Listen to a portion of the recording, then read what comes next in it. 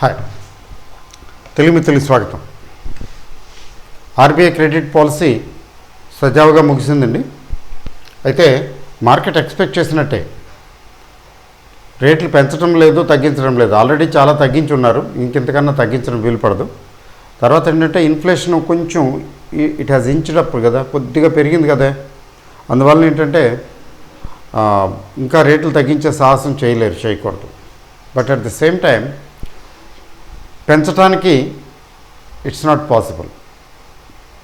ఇప్పుడున్న pandemic కండిషన్స్కి recovery చాలా అవసరం. మార్కెట్లు కొన్ని సెక్టర్స్ ఇంకా దెబ్బతినే ఉన్నాయి, టైం పడుతుంది. మీకు hospitality industry, aviation industry, transportation, even మరి ఎంటర్టైన్మెంట్ ఇండస్ట్రీ చాలా ఎఫెక్ట్ అయ్యాయి. ఇంకా వాటికి రికవర్ అవడానికి టైం పడుతుంది. కొంత రియల్ ఎస్టేట్ యాక్టివిటీ కూడా ఎఫెక్ట్ అయినట్లే అయింది. కాకపోతే ఏంటంటే పర్వాలేదు, పికప్ అవుతుందని. సో అందువల్ల ఏంటంటే RBI cannot venture to increase rates. తర్వాత ఇన్ఫ్లేషను మరి రేట్లు పెంచాల్సిన సిచ్యువేషన్లోకి ఏమి లేదు, అలార్మింగ్ ఏమి లేదు కదా. అందువల్ల ఏంటంటే ఆర్బీఐ విధానం తటస్థ వైఖరి అవలంబించడం బాగానే ఉంది. తర్వాత ఏంటంటే అకామిడేటివ్ స్టాన్స్ అంటే గ్రోత్ కోసం. సో విశ్వశాంతికి నేను సైతం అశ్రు ఒక్కటి ధారపోసానని శ్రీశ్రీ గారు అంటారు కదా, అది అలాంటి లాంగ్వేజ్లో ఏదో అంటారు. ఎగ్జాక్ట్గా సేమ్ లాంగ్వేజ్ ఏమో నాకు తెలియదు. అలాగే ఆర్బీఐ కూడా నడుం కట్టుకొని ఉంది. ఏంటి, ఎకనామిక్ గ్రోత్ అవసరం, ఎకనామిక్ రికవరీ అవసరం. జీడిపి గ్రోత్ రావాలి అంటే అట్లీస్ట్ ఒక 3-4 క్వార్టర్స్, అంటే 1 year అట్లీస్ట్ కొద్దిగా ఎఫర్ట్ పెడితే నార్మల్స్ వచ్చేస్తుంది, గ్రోత్ పాత్రలోకి వెళ్ళిపోతాం. అందువల్ల ఆర్బీఐ సెంట్రల్ గవర్నమెంట్ పాటే పాడుతున్నది. అయితే ఏమిటి జరుగుతుందంటే, ఇంతకుముందు కూడా చెప్పుంటాను 2 ముక్కలు బ్రీఫ్గా. గవర్నమెంట్ ఎప్పుడు కూడా అధికారంలో ఉన్నటువంటి పార్టీ పరంగా మాట్లాడకుండా గవర్నమెంట్గా తీసుకున్నట్లయితే, ఏ గవర్నమెంట్ అయినా రూలింగ్లో ఉన్న గవర్నమెంటు గ్రోతే కావాలనుకుంటుంది. ఎందుకు గ్రోత్ కావాలనుకుంటుందంటే, గ్రోత్ చూపించాలి కదా, ప్రోగ్రెస్ చూపించాలి కదా. ప్రతి 5 సంవత్సరాలకి ఎన్నికలు వస్తాయి కదా, డెమోక్రసీలో గ్రోత్ చూపించాలి. అందుకని they always run after growth, no matter what. అయితే ఆర్బీఐ మాత్రం అలా చేయదు. అవసరమైనప్పుడే గ్రోత్ అంటుంది, ఖాయిలా పడ్డప్పుడు, ఇబ్బందుల్లో ఉన్నప్పుడు. అదర్వైజ్ నార్మల్గా ఉండి బండి చక్రాలు ప్రాపర్ ట్రాక్ మీదకి వచ్చి నడుస్తున్నప్పుడు, సజావుగా వెళ్తున్నప్పుడు స్పీడ్ బ్రేకర్స్ అవసరమైతే స్పీడ్ బ్రేకర్స్ని ప్రొవైడ్ చేస్తుంది. గవర్నమెంట్ గ్రోత్ అని తీసుకెళ్ళిపోవాలంటుంది. 10%, 12%, 13%, it doesn't mind. Break down అయిపోతుంది, ఎకానమీలో ప్రాబ్లమ్స్ వచ్చేస్తాయి. ఇన్ఫ్లేషన్ భయంకరంగా పెరిగిపోతుంది. ఆ inflation it will hit straight on the head of the middle class and lower middle class and poor class కంటే కూడా లోవర్ మిడిల్ క్లాస్ని గట్టిగా సుత్తితో కాకుండా సెమెట్తో కొట్టినట్టు అయిపోతుంది. RBI doesn't allow it. కాబట్టి ప్రస్తుతం ఎక్కడున్నాం మనం అంటే రికవరీ పాత్లో ఉన్నాం. సో రికవరీ స్టేజ్లో ఏంటంటే ఆర్బీఐ కూడా గ్రోత్ కావాలంటుంది, గ్రోత్ కోసం వర్క్ చేస్తుంది. గవర్నమెంట్ ఎలాగో ఎప్పుడు కూడా ఒకే బాణీలో ఉంటుంది. అందువల్ల ఏంటంటే ఇప్పుడు both government and RBI on the same track. So అందువల్ల ఏంటంటే మొమెంటమ్ అంటే రికవరీ వస్తుంది, రికవరీ విల్ బి యాక్సిలరేటెడ్, తొందరగా తీసుకురావడానికి ప్రయత్నిస్తారు.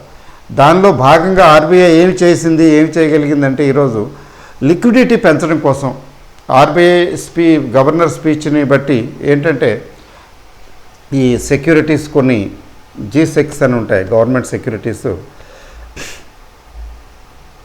గిల్టెడ్జ్ సెక్యూరిటీస్ మీరు వినే ఉంటారు.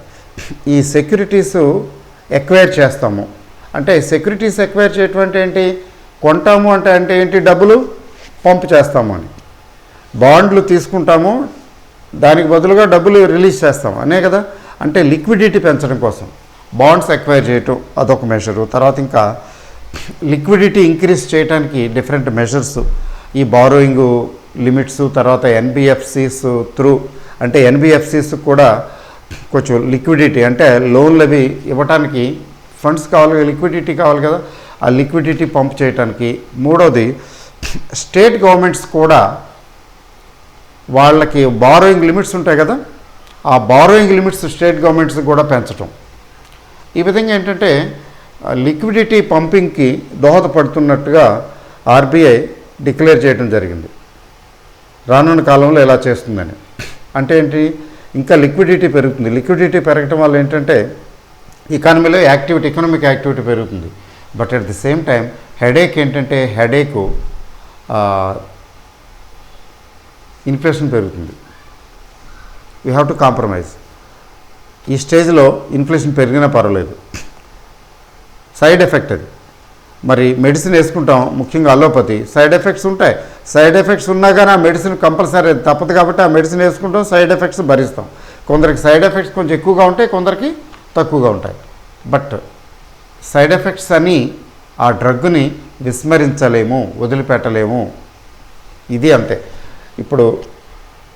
ఇప్పుడు ఆర్బీఐ చెప్పిన దాని ప్రకారం if it goes on in the same stream ఏమిటి జరగబోతున్నదంటే లిక్విడిటీ ఇంకా పెరగబోతున్నది. అంటే లిక్విడిటీ పెరగటం వల్ల ఎకనామిక్ రికవరీకి తర్వాత గ్రోత్కి దోహదపడుతుంది. అది సైడ్ ఎఫెక్ట్ ఏంటంటే ఇన్ఫ్లేషన్ వచ్చే అవకాశం ఉంది. ఈ నెక్స్ట్ క్వార్టర్లో గాన ఇన్ఫ్లేషన్ పెరిగితే కొంచెం ఆర్బీఐ కొద్దిగా జాగ్రత్త పడే అవకాశం ఉంది. కొద్దిగా అగ్రెసివ్గా రేట్లు పెంచే కార్యక్రమం చేయకపోవచ్చు, ఎందుకంటే ఇంతలో 3 నెలలకి ఏం రాదు. ఇప్పుడు కంపెనీల రిజల్ట్స్ ఒకటి రానున్నాయి. కంపెనీల పెర్ఫార్మెన్స్ ఎలా ఉంటుందనేది మరి ఇప్పుడు 10వ తారీఖు 15వ తారీఖు నుంచి ఒక్కొక్కటి కంపెనీల రిజల్ట్స్ ఇస్తాయి కదా.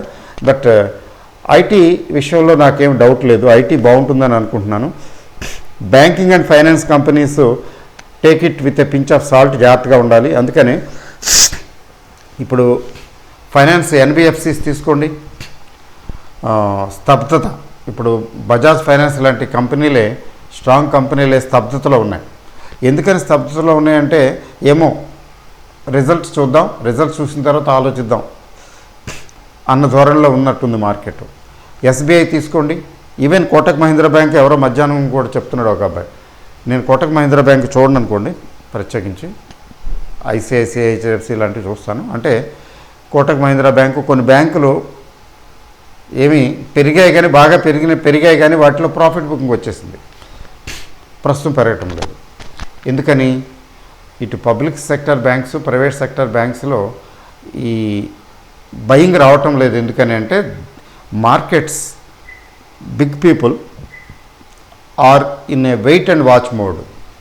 చూద్దాం ఈ రిజల్ట్స్ ఎలా ఉంటాయో, ఈసారి రిజల్ట్స్ రిజల్ట్స్ ఇస్తాయో చూద్దామని, బాగుంటే చూద్దాం లేకపోతే లేదు అని. అందుకని బ్యాంకింగ్ అండ్ ఫైనాన్స్ కంపెనీస్ షేర్లు ఇప్పట్లో బైకి వెళ్ళవలసిన అవసరం లేదు. ఒకవేళ కొంచెం తగ్గితే కూడా టెంప్ట్ అవ్వాల్సిన అవసరం లేదు.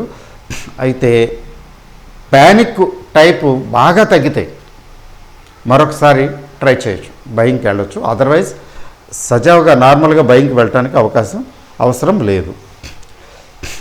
అయితే ఇప్పుడు బయింగ్కి వెళ్ళాలా, సెల్లింగ్కి వెళ్ళాలా? $1 బిలియన్ క్వశ్చన్. ఎందుకంటే ఎటు కాకుండా మధ్యస్థంగా ఉన్నాం. ఇప్పుడు గత నెల రోజులుగా ఏంటంటే ఆల్మోస్ట్ మార్చి అంతా అలానే ఉంది కదా. నెల రోజులుగా ఏంటంటే డీలా డాలా అంటారు కదా, నేరో రేంజ్లో మూవ్ అవుతూ వచ్చింది. పెరగలేదు, తగ్గలేదు, ఆల్మోస్ట్ అక్కడే ఉంది. 15,000కి ఇంకా చెప్పాలంటే దిగునే ఉంది. ఈరోజు మార్కెట్ 14,800 డిసైసివ్గా క్రాస్ చేసింది. కానీ అక్కడ ఇంధనం ఇన్పుట్, అక్కడ ఫ్యూయల్ ఎక్కువగా కనిపించడం లేదు. వచ్చింది బాగానే, రికవర్ అయింది, కానీ కొద్దిగా షార్ట్ కవరింగే కనిపించింది, బయింగ్ కనిపించలేదు. ఈవెన్ ఎఫ్ఐఎస్, డిఐఎస్ కూడా పెద్దగా ఏం బై చేయలేదు. ఏదో ఫ్యూ హండ్రెడ్ నామకే వాస్తే అడ్జస్ట్మెంట్స్, ఇన్వెంటరీ అడ్జస్ట్మెంట్ లాంటిది అట్లా చేశారే కానీ బయింగ్ ఏమీ ఫ్రెష్గా చేయలేదు. అలాగే ఎఫ్ఐఎస్ బయింగ్ చేయటం లేదు, అంటే సెల్లింగ్ చేస్తున్నారంటే అది చేయటం లేదు. బట్ ఇప్పుడు టిల్ డేట్ 7th ఏప్రిల్ ఈరోజు కదా, ఈరోజు వరకు net sellers FIs, net sellers కొద్దిగా ఓ 1500 కోట్లు, అంటే నెగ్లిజిబుల్, అది సెల్లింగ్ కింద రాదు. మరి డిఐఎస్ కొనేసారా అంటే నెట్ బయర్సే కానీ చాలా తక్కువ, వీళ్ళకన్నా తక్కువ. అంటే బయింగ్ న్యూట్రల్ స్టాన్స్ తీసుకుని ఉన్నారు. ఎందుకని అర్థం చేసుకోండి. పిఈ రేషియోస్ ఆకాశాన్ని అంటున్నాయి. పిఈ రేషియో నేను చూడటం లేదు ఈ మధ్యన, భయం వేస్తుంది చూస్తే. అందుకని భయపడటం ఎందుకు. పెద్ద చిన్నప్పుడు పెద్ద రంగులు రావటం ఇలా తిప్పేవారు పైకి, తిరుగుతుంటే కళ్ళు తిరిగాయి ఎక్కితే. నేను నో వద్దని భయపడి మానేసేవాడు, నేను ఎక్కేవాడిని కాదు. మా సిస్టర్ ఏమో నాకు కొంచెం పెద్దది, పర్లేదని గబాబా ఎక్కేసేది, భయపడేది కాదు. ఏంటో నాకు భయం వేసేది. అట్లాగే కొంచెం జంకుతున్నారు, అంటే చూస్తున్నారు, వెయిట్ అండ్ వాచ్, బయింగ్ మోడ్లో లేరు ఎవరును. అయితే ఈ మధ్యలో లాస్ట్ ఫ్యూ సెషన్స్లో తీసుకుంటే బిగ్ ప్లేయర్స్ మార్కెట్లో లేనట్టుగా కనపడుతున్నారు. పెద్ద బయింగ్ లేదు, సెల్లింగ్ లేదు. బై చేసిన వాళ్ళేమో అమ్ముతున్నారు, షార్ట్ కొట్టిన వాళ్ళేమో షార్ట్ కవరింగ్ చేసుకుంటున్నారు. అంటే అక్కడక్కడ అడ్జస్ట్మెంట్స్ ఇంట్రాడే అట్లా చేస్తున్నట్టుగా కనపడుతున్నది. అందుకని పెద్దగా యాక్టివిటీ లేదు మార్కెట్లో. అయితే ఇవాళ ఆర్బీఐ వచ్చింది కదా, అయినా కూడా పెద్ద యాక్టివిటీ కనిపించలేదు. వచ్చింది యాక్టివిటీ, కొంచెం బయింగ్ సైడ్ వచ్చింది. అది నేను అనుకోవటం నిన్న మొన్న అంతకుముందు షార్ట్ సెల్ చేసిన వాళ్ళు 2B అండ్ సేఫ్ సైడ్ కొంత కవర్ చేసుకున్నారేమో అనిపిస్తుంది. కొంతమంది చేయరు, పెద్ద ప్లేయర్స్ చేయాలనేం లేదు, కొద్ది చిన్న ప్లేయర్స్ అయితే కొంచెం షార్ట్ కవరింగ్ చేసుకున్నారేమో అనిపిస్తున్నది. ఎందుకంటే ఎక్కడ బయింగ్ ప్రత్యేకించి లేదు.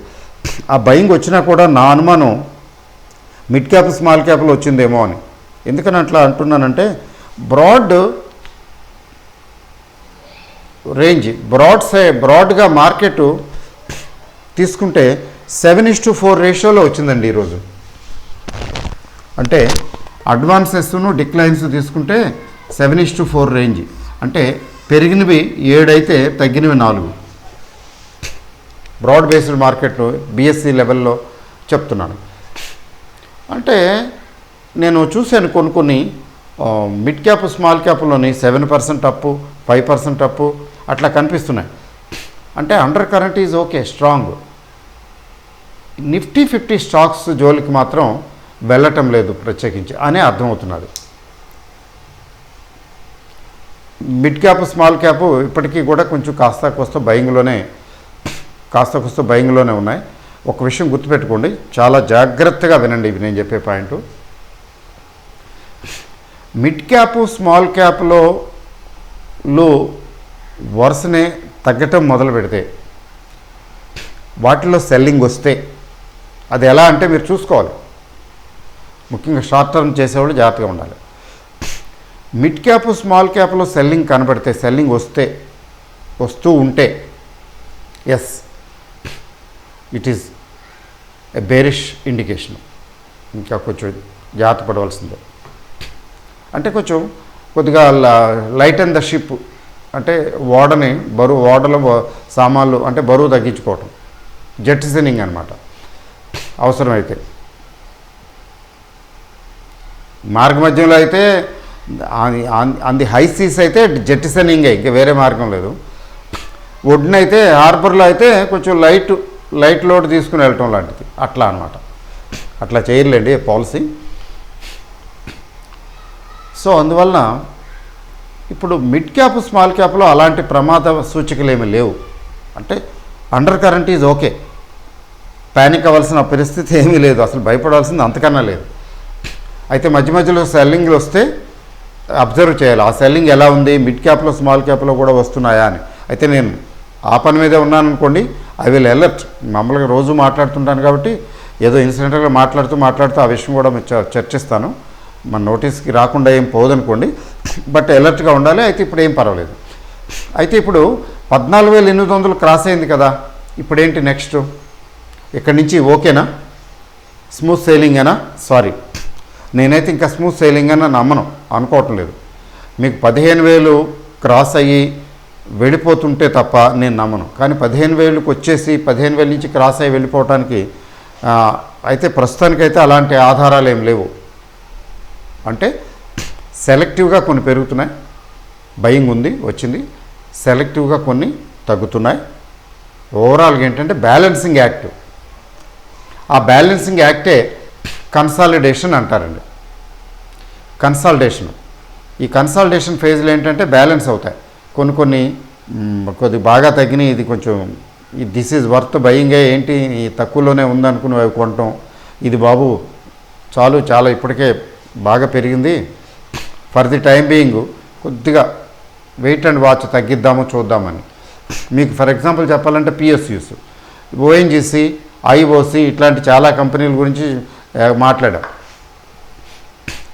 ఎక్సెప్షన్ ఏంటంటే మెటల్స్ కాకుండా ఈ ఆయిల్ డిస్ట్రిబ్యూషను, డ్రిల్లింగు ఈ టైపు అవి చూడండి, హాయిగా కోల్ ఇండియా, ఎనర్జీ ఇవి హాయిగా రెస్ట్ తీసుకుంటున్నాయి.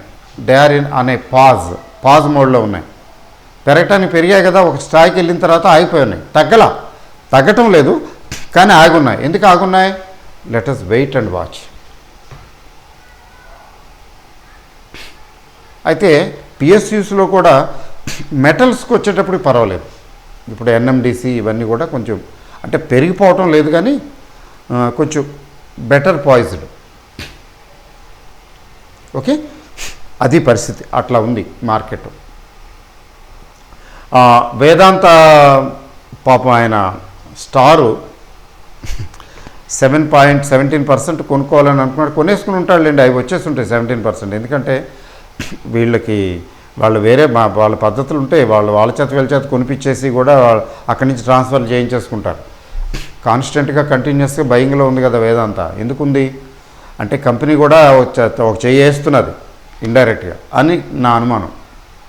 ఎందుకంటే డెఫినెట్గా మనం చెప్పకూడదు అలా, ఇది ఎలిగేషన్లో అవుతుంది, ఊరికే అనుమానం మాత్రమే. కాబట్టి 17% ఎక్వైర్ చేసేయాలి బైబ్యాక్ అని చెప్పారు కదా, 17% వచ్చేయచ్చు. కానీ పెద్ద వాళ్ళు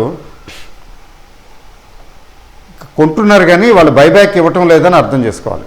దీన్ని బట్టి రిటైల్ ఇన్వెస్టర్స్ నాలాంటి వాళ్ళు ఇచ్చేసి ఉంటారు. అయితే ఇవాళ 135, 235 కూడా దాటిపోయింది. 235 ఈరోజు బైబ్యాక్ ఇచ్చేద్దాం అనుకున్న వాళ్ళు ఎవరు ఇచ్చుండ్రు. ఎందుకని మార్కెట్లో 237 ఉంటే నువ్వు 235కి ఇచ్చే నేను కొనుక్కుంటానంటే అదేంటది? నువ్వు కొనుక్కుంటానన్న రేటు మార్కెట్ రేటు కంటే ఎక్కువ ఉంటేనే కదా ఇస్తాము, ఇవ్వం లేకపోతే. పాపం ఇది మూడోసారి. ఒకసారి 85, 87 రూపాయలకి కొట్టేద్దామని చూశాడు, అసలు కుదరలేదు. తర్వాత బైబ్యాక్ అని చెప్పి కొంత ఓపెన్ మార్కెట్లో పెంచేసుకున్నాడు 10%. అలా పరాయణము 10% పెంచుకోవచ్చు. ఆప్షన్ క్లోజ్ అయిపోయింది. ఇంకా నెక్స్ట్ ఏం చేశాడు, మళ్ళీ బైబ్యాక్ పెట్టాడు. అదేమో ప్రమోటర్స్ కోటా పెంచటం. ప్రమోటర్స్ కోటా పెంచడం అంటే ఏంటంటే ప్రమోటర్స్ కొనుక్కున్నారు కంపెనీ మార్కెట్ అంటే ఈక్విటీ, దానిలో ఏమీ డిఫరెన్స్ రాదు ఈక్విటీలో. ఇప్పుడు కంపెనీ కొంటున్నది అంటున్నాడు. కంపెనీ కొంటే ఏం చేస్తుంది? ఇక రద్దు చేసేస్తుంది, ఈక్విటీ సైజ్ తగ్గిపోతుంది. బైబ్యాక్ అంటే కంపెనీ కొంటున్నదని. కంపెనీ డబ్బులు ఇస్తుంది, కంపెనీ అకౌంట్లోంచి కంపెనీ డబ్బులు ఇస్తుంది, షేర్లు కొంటుంది, ఆ షేర్ని చించి పారేస్తుంది, ఈక్విటీ తగ్గుతుంది. తక్కువేం కాదు, 17%. ఆ 17% కూడా మరి అయినా కానీ ఎవరు పట్టించుకోకుండా కొంటూ పోయారు. కొనుక్కునే వాళ్ళు పెద్ద వాళ్ళందరూ కొంటూ పోతున్నారు. వాళ్ళు బహుశా కొనుక్కుంటున్నారేమో ఇండైరెక్ట్గా. 237కి వచ్చింది అంటే this is poised to go up further అని కనిపిస్తున్నది. సో ఎవరైతే బైబ్యాక్ ఇవ్వలేదో అంటే 30-40% ఇచ్చేయచ్చు అని అనుకున్నాం కదా, ఇద్దామని ఇచ్చేయచ్చని, there is nothing wrong, rate బాగానే ఉంది కదా అని. అయితే ఎవరైతే బైబ్యాక్ ఇవ్వలేదో ఇంకా వెయిట్ చేయను. ఇప్పుడు వెయిట్ కూడా చేయొచ్చు ఇంకా, ఎందుకంటే మార్కెట్ రేట్ ఎక్కువ ఉంది. అప్పుడు మనం అనుకున్నప్పుడు 230 ఆ రేంజ్లో ఉన్నట్టుంది. ఓకే, 5 రూపీస్ ఇచ్చేయచ్చేమో అని. మార్కెట్ కూడా అదనమాట. సో బైబ్యాక్ కార్యక్రమం అయిపోయింది. ఇప్పుడు ఇవ్వకపోవటం అనేది ఇంకా వదిలేయండి. తర్వాత ఈ మార్కెట్లో పెరిగితే 800 రేంజ్లో ఉంది, బాగానే ఉంది. ఇక్కడి నుంచి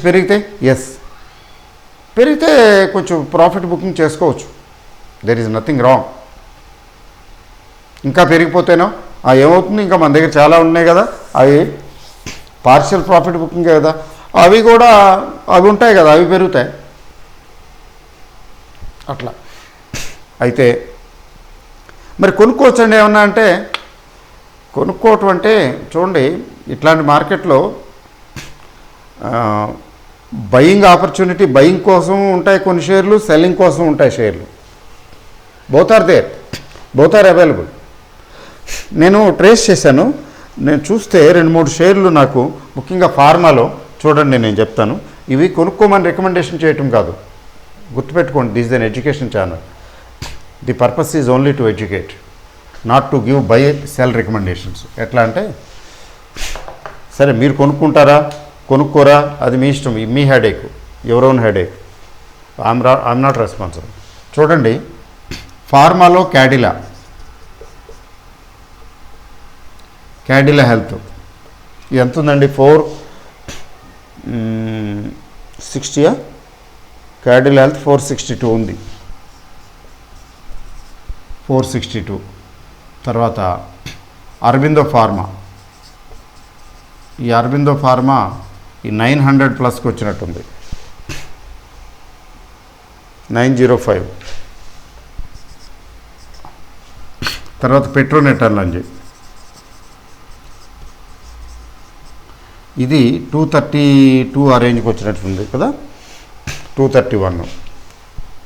అయితే 231 ఇంకా ఇది పక్వానికి రాలేదు, కుకింగ్ అప్. ఇందులో స్మార్ట్ మనీ ఎంటర్ అవుతున్నది, బ్రేక్అవుట్ రాలేదు ఇంకా అని అర్థం. ఈ స్మార్ట్ మనీ ఎంటర్ అవుతూ మళ్ళీ ఆగిపోతే మళ్ళీ కిందకి కొంచెం దిగుతుంది టెంపరీగా, మళ్ళీ అక్కడి నుంచి మళ్ళీ పికప్ అవుతుంది, ఆ ప్రాబబిలిటీ ఉంది. లేదా ఇక్కడి నుంచి మెల్లిమెల్లికి ఇక్కడి నుంచి పెరుగుతూ పోవచ్చు. సో ఇన్వెస్టర్స్ ఎప్పుడు ఇట్లాంటి స్టేజ్ని ఎంచుకోవాలి. ఒకటి, ఫండమెంటల్లీ స్ట్రాంగ్గా కాదో చూసుకోవాలి. ఫండమెంటల్లీ స్ట్రాంగ్ అయినప్పుడు ఇన్వెస్టర్స్ ఇందులో వస్తున్నది అంటే కొంచెం గ్రాఫ్స్ చెప్తాయి. Graphs give a reading Jodo. Graphs అంటే మర్చిపోయాను చెప్పడం.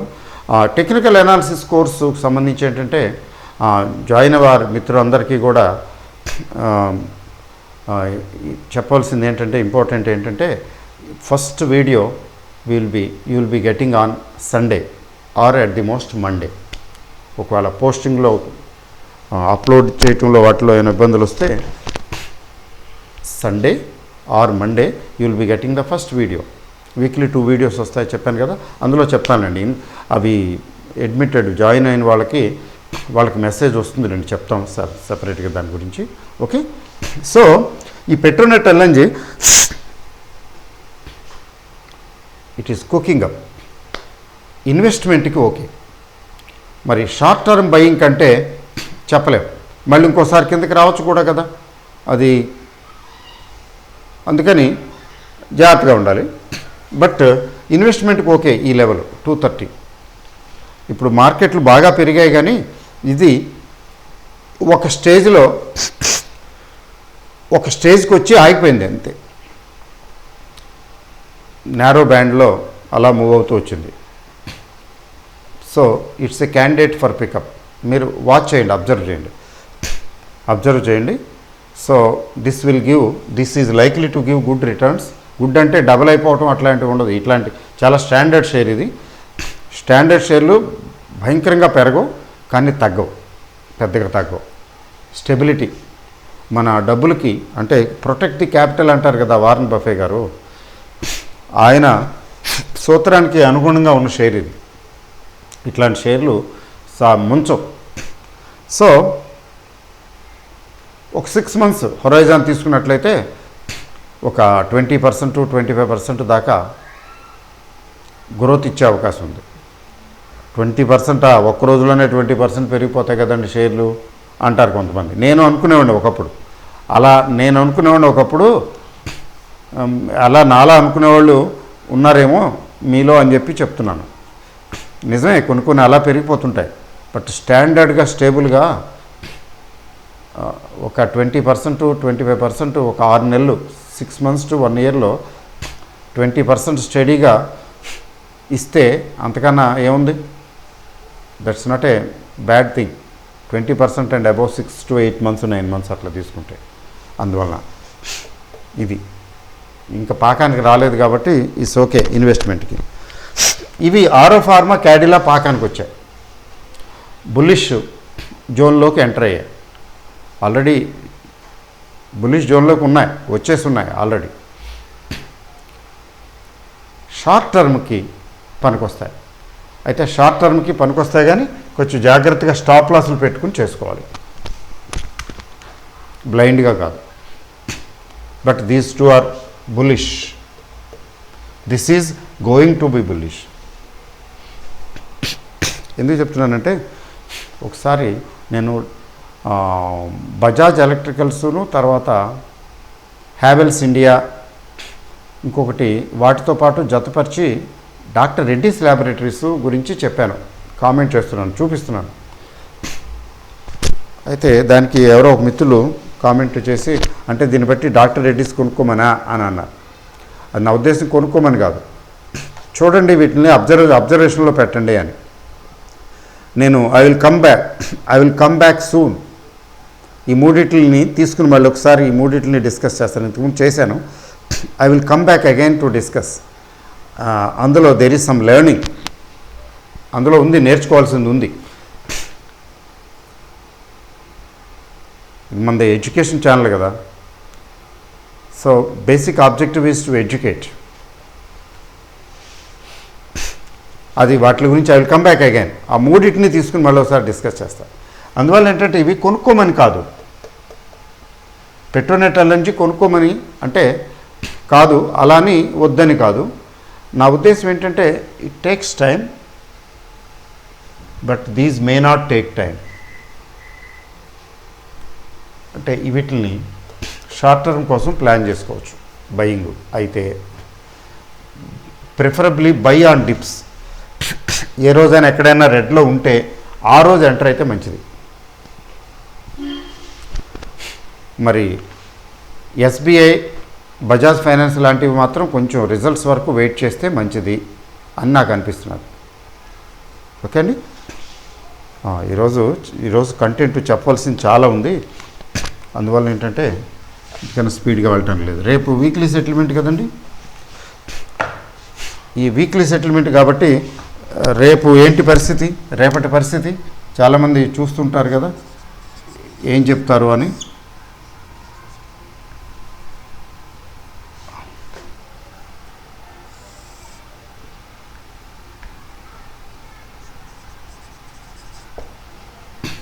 చెప్పాలంటే 14,600 నుంచి 14,900 రేంజ్లో ఉంది మార్కెట్.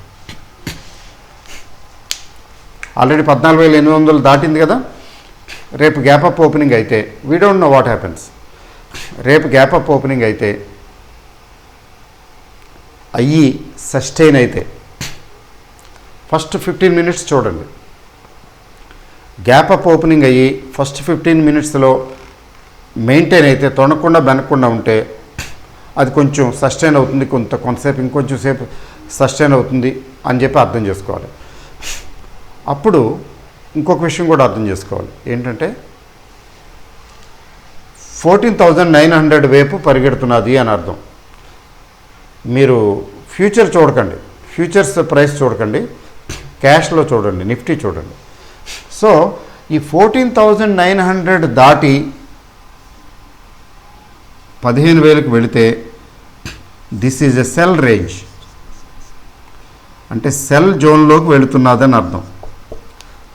ఎందుకంటే 15,000కి వెళ్ళనివ్వరు, ఓన్లీ ఎక్సెప్షనల్ కేసెస్లోనే అలా జరుగుతుంది. జనరల్గా ఏంటంటే 15,000కి వెళ్ళనివ్వరు. That is what option chain reads.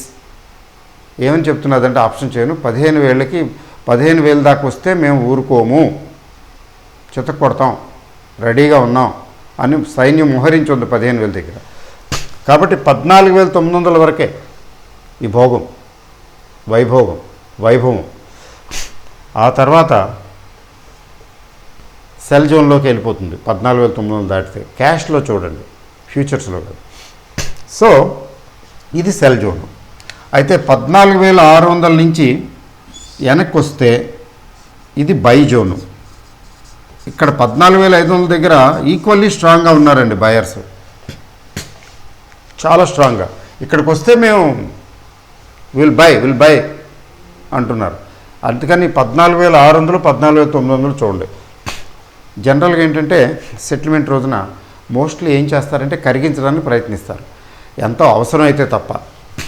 కరిగించడానికి ప్రయత్నిస్తున్నారంటే అర్థం ఏంటంటే, ఎందుకంటే బ్యాలెన్స్డ్గా ఉంది, గమనించారో లేదో, లాస్ట్ ఫ్యూ సెషన్స్లో బిగ్ ప్లేయర్స్ లేరు, ఇంట్రాడే ప్లేయర్స్ వాళ్ళు వీళ్ళే ఆడుకుంటున్నారు.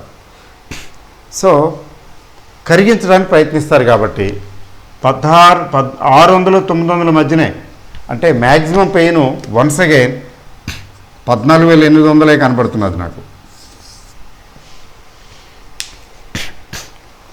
14,800 దగ్గర వాళ్ళు కానీ వీళ్ళు కానీ ఆ చుట్టుపక్కల ఒక 50 పాయింట్లు ±50 పాయింట్స్ వీటిని జీరో చేసేయాలి. ఆప్షన్స్ ఏం చేస్తారు,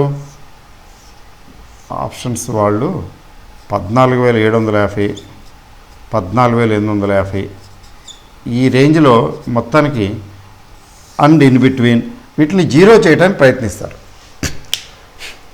అంతేగాని ఎక్కువ పొడిగించరు. ఆ ఛాన్సెస్ ఉన్నాయి ఇప్పుడు ఉన్నటువంటి రీడింగ్. యాక్చువల్గా ఏమవుతుందో చూద్దాం. ఓన్లీ ప్రాబబిలిటీ, నేను చెప్పింది డెఫినిటివ్ కాదండి, ప్రాబబిలిటీ. ఈ ప్రాబబిలిటీ ఇక్కడ ఉంది కాబట్టి పెద్దగా పెరగటం పెద్దగా తగ్గటం జరగకపోవచ్చు. మరి బ్యాంక్ నిఫ్టీ అంటే బ్యాంక్ నిఫ్టీ చాలా చాలా అలకల్లోలంగా ఉందండి. బ్యాంక్ నిఫ్టీ ఇప్పటికీ వీక్గానే ఉంది కదా, కాబట్టి 32,000 దగ్గర అయితే బ్రహ్మాండమైన సపోర్ట్ వచ్చేస్తుంది. 32,000కి వస్తే రాకపోవచ్చు. అలాగే 33,500 దగ్గర కూడా భయంకరంగా ఉతికి పారేస్తారు. అంటే ఇది 32,500, 33 మధ్యనే కనబడుతున్నది. 33,500కి వెళ్తే బయింగ్ వస్తే సడన్గా రాదనేం లేదు. 33,500కి వస్తే అక్కడ సస్టైన్ కాకపోవచ్చు, అంటే సెల్ జోన్లోకి ఎంటర్ అవుతున్నది 33,500. అలాగే 32,000 దగ్గర బై జోన్లోకి ఎంటర్ అవుతున్నది. బట్ ఇన్ బిట్వీనే 32,500, 33,000 ±100-200 పాయింట్స్ దగ్గర అక్కడక్కడే దాన్ని తీసుకెళ్ళి అక్కడే మధ్యలో క్లోజ్ చేయడానికి ప్రయత్నించవచ్చు. కాబట్టి పెద్దగా బ్యాంక్ నిఫ్టీలో పెరగడానికి అవకాశం నాకు కనిపించడం లేదు. ఇంకా దానికంటే నిఫ్టీయే 15,000 రేంజ్కి వెళ్తే దగ్గర వెళ్ళొచ్చేమో, కానీ బ్యాంక్ నిఫ్టీ 33,500 దాటి వెళ్ళటానికి ఆస్కారం కనిపించడం లేదు, వీక్గానే కనపడుతున్నది. చూద్దాం. మళ్ళీ ద్వీపాంతరవాసులు గ్రహాంతవాసులు రేపు ఎంటర్ అయితే మాత్రం మొత్తం ఈ టెక్నాలజీ, టెక్నికల్స్ ఇవన్నీ మారిపోతాయి. There will be a sudden sea change. అందుకని always take these technicals, option chain etcetera always take with a pinch of salt. డెఫినెట్గా 100% అనుకుని దిక్కండి. Probability what we are seeing is only a high probability అంతే, and the probability may change. Okay అండి, all the best. Thank you very much. Good night.